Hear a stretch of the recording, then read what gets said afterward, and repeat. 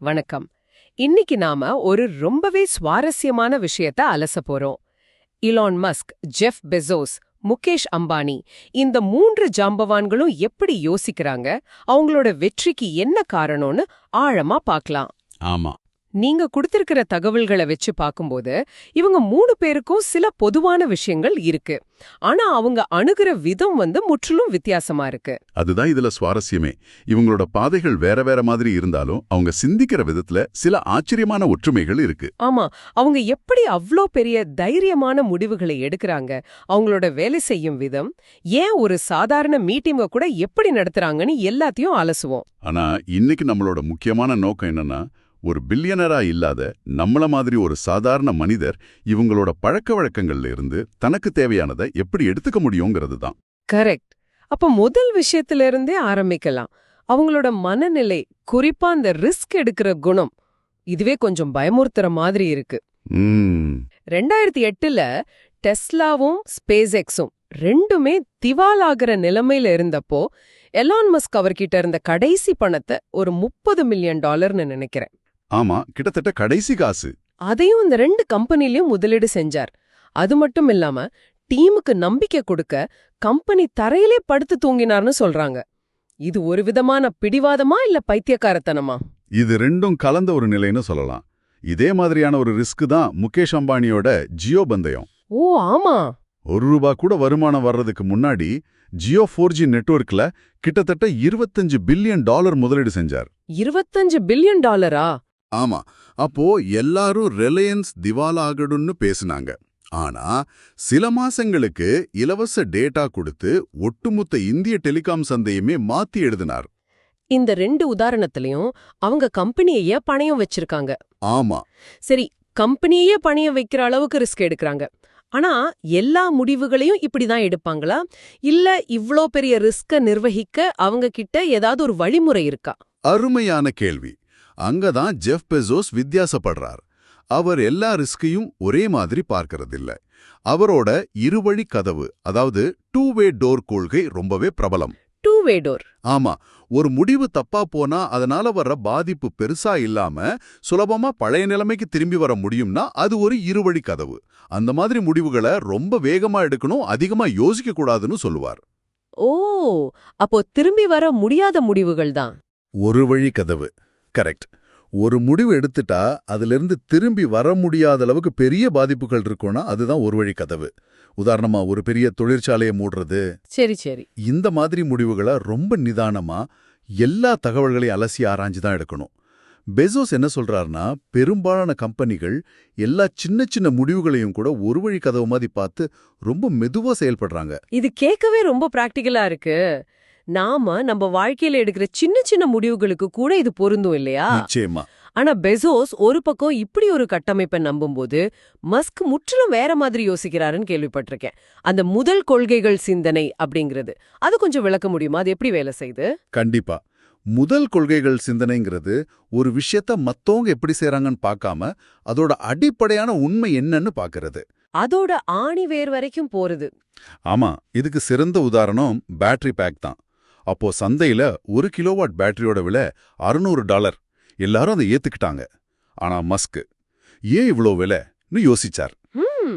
ஒரு பேட்டரியில என்னென்ன மூலப்பொருட்கள் இருக்கு, நிக்கல், கோபால்ட், இதோட உண்மையான சந்தை விலை என்னன்னு கணக்கு போட்டார். அப்படி பார்த்தா வெறும் $80 ஒரு பேட்டரி உருவாக்க முடியும்னு கண்டுபிடிச்சார். $600 எங்க இருக்கு, $80 எங்க இருக்கு? அதுதான் அந்த முறையோட சக்தி. முடியாதுன்னு சொல்ற உலகத்துல ஏன் முடியாதுன்னு அடிப்படை அறிவியல் வரைக்கும் போய் கேள்வி கேட்கறது. வாவ், இது ஒரு புரட்சிகரமான சிந்தனை. ஒரு பக்கம் பெசோஸ் முடிவுகளை வகைப்படுத்துறார், இன்னொரு பக்கம் மஸ்க் பிரச்சனையை உடைச்சு பாக்குறார். இதுல அம்பானியோட அணுகுமுறை எப்படி இருக்கும்? அம்பானி இது ரெண்டுல இருந்தும் வித்தியாசப்படுறார். அவரோடது பூரான் தத்துவம். பூரான் தத்துவமா? ஆமா, சென்டிபீட் பிலாசபி. ஒரு பூரானுக்கு 100 கால்கள் இருக்கிற மாதிரி அவர் தன்னோட நிறுவனத்தை கட்டமைக்கிறார். 1-2 கால்கள் உடைஞ்சாலும், அதாவது சில முக்கிய மேலாளர்கள் வேலையை விட்டு போனாலும், ஒரு திட்டம் தோல்வி அடைஞ்சாலும் அந்த பூரான் நகர்ந்துகிட்டே இருக்கும். கரெக்டா சொன்னீங்க. அவரோட கவனம் ஒரு தனிநபர் மேல இல்ல, ஒரு வலுவான தன்னிச்சையா இயங்கக்கூடிய அமைப்பு உருவாக்குறதுல இருக்கு. கேக்குறதுக்கு நல்லாதான் இருக்கு. ஆனா ஒரு பூரான் மாதிரி 100 கால்கள் இருந்தா அந்த அமைப்பு ரொம்ப மெதுவா இயங்காதா? ஒரு சின்ன முடிவு எடுக்கிறதுக்கு கூட பல பேர்கிட்ட ஒப்புதல் வாங்க வேண்டியிருக்குமே. நீங்க கேக்குறது ஒரு முக்கியமான பாயிண்ட். ஆனா இங்க தான் ஒரு ஆச்சரியமான விஷயம் இருக்கு. அந்த அமைப்பு உறுதியா இருக்கிறதால அவர் எடுக்கிற பெரிய திட்டங்கள்ல வேகத்தை கூட்ட முடியுது. ஜியோ மாதிரி ஒரு பெரிய திட்டத்தை செயல்படுத்தும் போது அதோட வேகம் அபரிமிதமா இருக்கும். ஓஹோ. இதுல இருந்து நம்ம என்ன புரிஞ்சுக்கலாம்னா, வெற்றிக்கு ஒரே ஒரு பாதை கிடையாது. சரி, இந்த மாதிரி பெரிய ரிஸ்க் எடுக்கிறதும் புதுசா யோசிக்கிறதும் ஒரு பக்கம். ஆனா அந்த முடிவுகளை எப்படி இவ்ளோ வேகமா செயல்படுத்த முடியுது? அங்கதான் பெசோஸோட நாள் 1 தத்துவம் உள்ள வருது இல்லையா? ஆமா, பெசோஸ பொறுத்தவரை ஒரு கம்பெனிக்கு ரெண்டே நிலைதான், நாள் 1 அல்லது நாள் 2. நாள் 1. நாள் 1ங்கிறது ஒரு ஸ்டார்ட் அப் மாதிரி, பசியோட, வேகத்தோட, புதுமையோட இயங்குறது. நாள் 2ங்கிறது தேக்க நிலை, மெதுவான செயல்பாடு, தேவையில்லாத நடைமுறைகள், அரசியல்லாம் வந்துடும். நாள் 2க்கு அப்புறம் அழிவுதான் அவர் உறுதியா நம்புறார். அப்போ அமேசான் மாதிரி ஒரு பெரிய நிறுவனம் கூட ஒவ்வொரு நாளையும் நாள் 1 மாதிரி அணுகணும்னு சொல்றார். ஆமா, அதுதான் அவரோட மந்திரம். அப்போ பெசோஸ் நாள் 2 பார்த்து பயப்படுறார். அம்பானி கிட்டயும் இதே மாதிரி ஒரு கொள்கை இருக்குமே, அந்த தொற்று நோய் போன்ற பொறுமையின்மை. கேட்கவே கொஞ்சம் பதட்டமா இருக்கு. ஆமா, அந்த பேரே கொஞ்சம் வித்தியாசமானதுதான். அவர் அதை இன்ஃபெக்ஷஸ் இம்பேஷன்ஸ்னு சொல்வார். அதாவது ஒரு விதமான அவசரத்தையும் பதட்டத்தையும் திட்டமிட்டே தன் டீம் கிட்ட பரப்புவார். அது எதுக்கு? வழக்கமான வழியில யோசிக்காம முடியாத ஒரு டெட்லைனை முடிக்க புதுசா ஏதாவது செஞ்சே ஆகணுங்கிற கட்டாயத்தை உருவாக்கத்தான். ஜாம்நகர்ல உலகின் மிகப்பெரிய சுத்திகரிப்பு ஆலையை கட்டும்போது யாரும் நினைச்சு பார்க்காத நேரத்துல முடிக்கணும்னு இலக்கு வச்சார். ஓ. அதை அடைய 24x7 இணைய ஷிஃப்ட்டுகள்ல வேலை செஞ்சு உலக சாதனை நேரத்துல முடிச்சு காட்டினார். அந்த பொறுமையின்மை தான் புதுமையின் உந்து சக்தி. இந்த வேகமும் பொறுமையின்மையும் அவங்களோட தினசரி வேலைகள்ல, குறிப்பா மீட்டிங்ஸ்ல எப்படி வெளிப்படுது? நான் அவங்களோட மீட்டிங் விதிகளை பத்தி சில சுவாரஸ்யமான விஷயங்களை கேள்விப்பட்டிருக்கேன். கண்டிப்பா. பெசோஸோட 2 பீட்சா விதி ரொம்பவே பிரபலம். 2 பீட்சா ரூல். ஆமா ஆமா. ஒரு மீட்டிங் ஏற்ற எல்லாருக்கும் பசிய போக்க 2 பீட்சா பத்தலனா அந்த மீட்டிங்ல தேவைக்கு அதிகமான ஆட்கள் இருக்காங்கன்னு அர்த்தம். சிரிக்கிறார். நம்ம ஊர்ல நிறைய மீட்டிங்ஸ்க்கு 2 பீட்சா இல்ல ஒரு பெரிய கேட்டரிங் சர்வீஸே தேவைப்படும். ஆமா, ஆட்கள் அதிகமாக உருப்படியான விவாதம் நடக்காதுங்கிறது அவரோட கருத்து. மஸ்கோட அணுகுமுறை இதை விட தீவிரமாச்சே. ரொம்பவே தீவிரம். மஸ்க் என்ன சொல்றாருன்னா, ஒரு மீட்டிங்ல நீங்க எந்த மதிப்பையும் கூட்டலன்னு உங்களுக்கு தோணுச்சுன்னா உடனே எழுந்து வெளியே போயிடுங்க. அப்படியா? ஆமா, ஒரு மீட்டிங்ல சும்மா உட்கார்ந்து நேரத்தை வீணடிக்கிறது தான் அநாகரிகம். அதுல இருந்து வெளியே போறது இல்லைன்னு ஊழியர்கள்கிட்டயே வெளிப்படையா சொல்வார். வேகம், செயல்திறன்னு பேசும்போது சிக்கனம் பத்தியும் பேசணும். பெசோஸ் ஆரம்ப காலத்துல மரக்கதவுகளை வச்சு டேபிள் செஞ்சார்னு படிச்சிருக்கேன். இது வெறும் பணத்தை மிச்சப்படுத்த மட்டும்தானா? அது மட்டுமல்ல, கட்டுப்பாடுகள் வளத்தை உருவாக்கும். அதாவது கன்ஸ்ட்ரெயின்ஸ் ப்ரீட் ரீசோர்ஸ்ஃபுல்னஸ் என்பது அவரோட நம்பிக்கை. பணம் கம்மியா இருக்கும்போது தான் மூளை அதிகமா வேலை செய்யும், புதுமையான தீர்வுகள் கிடைக்கும்னு அவர் நம்புறாரு. இது ஒரு மனநிலை. ஆமா, இதே மனநிலையை அம்பானி கிட்டயும் பார்க்கலாம். அவர் உலகத்தோட மிக விலை உயர்ந்த வீட்டுல வாழ்ந்தாலும் அவரோட தனிப்பட்ட பழக்கங்கள் ரொம்ப எளிமையானவை. ஆமா, அவர் ஒரு சைவம், மது அருந்துறதில்ல. பருப்பு, சாதம், சூப் மாதிரி எளிமையான உணவை தான் விரும்புறாரு.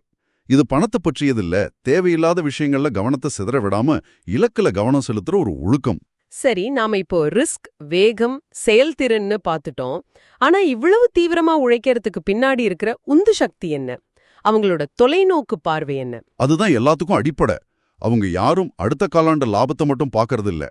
இதுல பெசோஸோட வாடிக்கையாளர் மீதான வெறி, கஸ்டமர் ஒப்சஷன் ரொம்ப முக்கியமானது. அந்த காலி சேர் கதை. ஆமா, அவர் மீட்டிங்ல ஒரு முக்கியமான சேரை காலியா விடுவார். அந்த சேர்ல தான் நம்ம வாடிக்கையாளர் உட்கார்ந்திருக்கார். நாம எடுக்க போற முடிவு அவருக்கு பிடிக்குமான்னு யோசிச்சு பேசுங்கன்னு சொல்வார். பவர் பாயிண்ட் பிரசன்டேஷனை தடை செஞ்சதும் இதுக்கு தானா? கரெக்ட். பவர் பாயிண்ட்ல புல்லட் பாயிண்டா போடும்போது பிரச்சனையோட ஆழம் புரியாதுன்னு அவர் நினைச்சார். அதுக்கு பதிலா மீட்டிங்க்கு முன்னாடி எல்லாரும் 6 பக்க குறிப்பு எடுத்துட்டு வரணும். 6 பேஜ் மெமோ. ஆமா, ஒரு கதை மாதிரி பிரச்சனையும் தீர்வையும் எழுதும்போது தான் தெளிவான சிந்தனை வரும், வாடிக்கையாளரோட பார்வையிலிருந்து யோசிக்க முடியும் நம்பினார். பெசோஸ் வாடிக்கையாளரை மையமா வைக்கிறாரு. அம்பானியோட பார்வை இதை விட கொஞ்சம் பரந்ததா தெரியுது. கரெக்ட். அம்பானியோட தத்துவம் முதலில் தாக்கம், பிறகு லாபம். Impact first, profit later. ஜியோவை ஆரம்பிக்கும் போது அவர் தன்னோட டீம் கிட்ட, நீங்க ஒரு பில்லியனர் ஆகணும்னு நினைச்சா நீங்க ஒரு முட்டாள்னு சொன்னார். ஓ. ஆனா நீங்க ஒரு பில்லியன் மக்களோட பிரச்சனையை தீர்க்கணும்னு நினைச்சா பணம் தானா வரும்னு சொன்னார். முதல்ல சமூகத்துல ஒரு பெரிய தாக்கத்தை உருவாக்கு, லாபங்கிறது அதோட பக்க விளைவா வருங்கிறது அவரோட கொள்கை. அப்போ பெசோஸுக்கு வாடிக்கையாளர், அம்பானிக்கு சமூகம். ஆனா மஸ்க் இதை இன்னொரு படி மேல கொண்டு போறாரு இல்லையா? அவரோட வாடிக்கையாளர் மனித இனமேவா? நிச்சயமா இது முற்றிலும் வேற ஒரு அளவிலான சிந்தனை. டெஸ்லாவோட நோக்கம் வெறும் கார் விக்கிறது இல்ல, புவி வெப்பமயமாதல இருந்து மனித இனத்தை காப்பாத்துறது.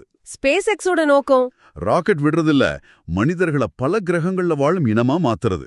அவரோட ஒவ்வொரு திட்டமும் மனித இனத்தோட எதிர்காலத்தையே வடிவமைக்கிற நோக்கத்தோட இருக்கு. இப்படி பல தசாப்தங்கள் நூற்றாண்டுகள் அளவுல யோசிக்கிறதுக்கு தேவையான அறிவையும் ஆற்றலையும் இவங்க எங்கிருந்து பெறாங்க? தொடர்ச்சியான கற்றல், இதுதான் அவங்க எல்லார்கிட்ட இருக்கிற ஒரு பொதுவான குணம்.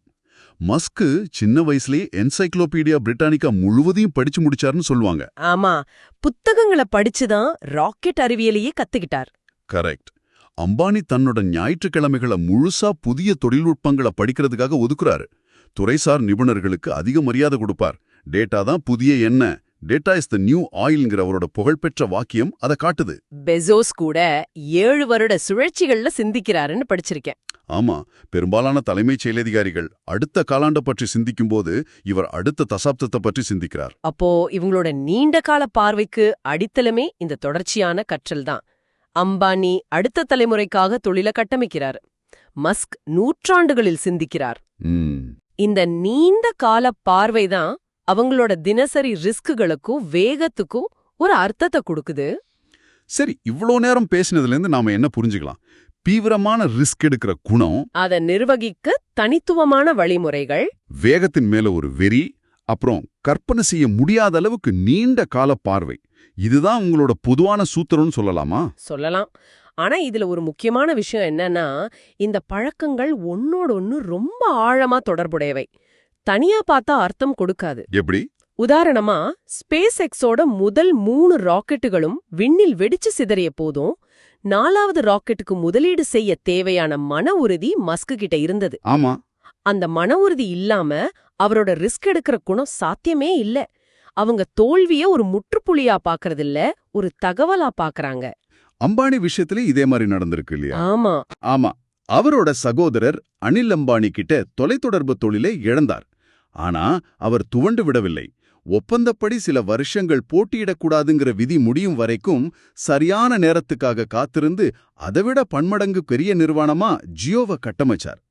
தோல்வி அவங்களுக்கு ஒரு பாடம், ஒரு படிக்கல். இந்த கலந்துரையாடலை முடிக்கிறதுக்கு முன்னாடி நீங்க யோசிக்கிறதுக்காக ஒரு கேள்வியை விட்டுட்டு போறோம். இவங்க பயன்படுத்துற வழிமுறைகள்ல எது ஒரு நிறுவனத்துக்கு அதிக ஆபத்து ஏற்படுத்தக்கூடியதுன்னு நீங்க நினைக்கிறீங்க? ஒரு திருப்பு முனைக்காக மொத்த நிறுவனத்தையுமே பணயம் வைக்கிற மஸ்கோட அணுகுமுறையா, இல்ல அவர் கட்டமைச்ச அமைப்புகளையே சோர்வடைய செய்யக்கூடிய அம்பானியோட அந்த தொற்றுநோய் போன்ற பொறுமையின்மையா? ஆனா ஒன்ன நினைவுல வச்சுக்கோங்க, பெசோஸோட இருவழி கதவு விதிய உங்க சொந்த முடிவுகள்ல பயன்படுத்த நீங்க ஒரு பில்லியனரா இருக்க வேண்டிய அவசியம் இல்ல.